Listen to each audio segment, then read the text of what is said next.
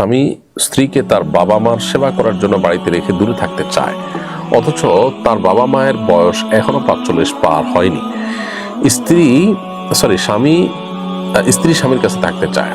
এতে স্বামী এতে স্ত্রীকে অবাধ্য স্ত্রী বলে এবং স্বামীর কোনোদিন মন পাবে না বলে। এটা কি ঠিক? দেখুন, প্রথম কথা হলো যে স্বামী যদি একান্ত নিরুপায় হয়, কোনো প্রয়োজনের প্রেক্ষিতে স্ত্রীকে নিজের কর্মস্থল থেকে দূরে রাখেন, সেটা শরিয়ার দৃষ্টিকোণ থেকে নাজায়েজ কাজ নয়, সেটা জায়েজ আছে। কিন্তু একই সাথে এও মাথায় রাখতে হবে যে বাবা মার বয়স ৪৫-এর কম, তাদের সেবার নাম দিয়ে তাদের কাছে ফেলে রাখা, এটা শরিয়ার যে স্পিরিট আছে তার সাথে সঙ্গতিপূর্ণ নয়। বরং শরিয়া চায় যে স্বামী যেখানে থাকবে স্ত্রী সেখানে থাকবে।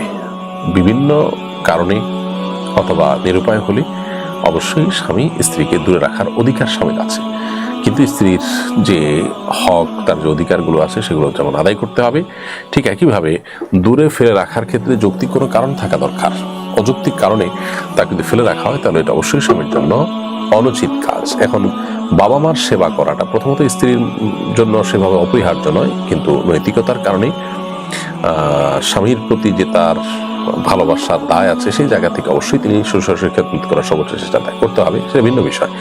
কিন্তু ৪৫ পার হয় নাই এরকম বয়সের শ্বশুর শাশুড়িরাও আজকাল অনেক সময় দেখা যায় যে বৌমাদের কাছ থেকে খেদমতের জন্য বসে থাকেন এবং ছেলেরাও সেটা প্রত্যাশা করেন। এটা একেবারে অনুচিত কাজ। এই কালচারটা আমাদের দূর হওয়া দরকার।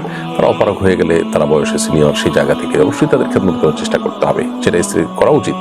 বাট এরকম অনেকটা জোয়ান অথবা শক্ত সবল শ্বশুর শাশুড়িকে শুধু খেদমতের জন্য স্ত্রীকে দূরে ফেলে রাখা, এটা শরিয়াতের তাকাদা বা শরিয়াতের চাহিদা নয়।